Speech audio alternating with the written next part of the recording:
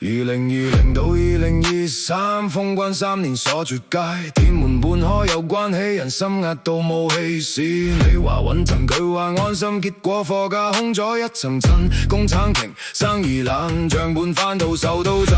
你睇住數字跌，佢哋仲話冇事。你睇住飯碗碎，先知邊個先失職，一層一層推落去，推到全城都發黑，等到門再開翻，已經唔見咗半截。中國經濟崩潰，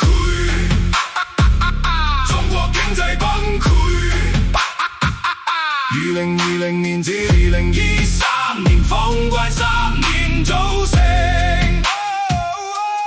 中國領導人又完全唔識經濟，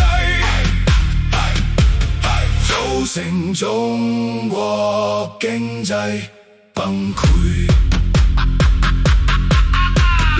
樓價一路落，貸款追到門口，老闆冇得捱，員工先係最後手。街市少咗星，茶餐廳少咗客，連夜晚嘅風都吹唔喐個真窒塞。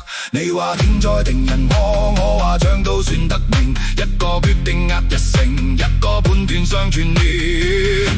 你睇住數字跌，佢哋仲話冇事。你睇住飯碗碎，先知邊個先失職，一層一層推落去，推到全城都發黑，等到門再開翻，已經唔見咗半截。中國經濟崩潰，中國經濟崩潰。2020年至2023年，封關3年組成。中國領導人又完全唔識經濟，造成中國經濟崩潰。唔係一句怨氣，係一地破碎聲，唔係一時失手，係3年都唔成。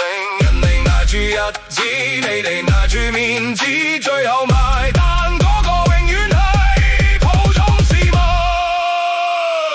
中國經濟崩潰，中國經濟崩潰。2020年至2023年，封關3年組成。中國領導人又完全唔識經濟，造成中國經濟崩潰。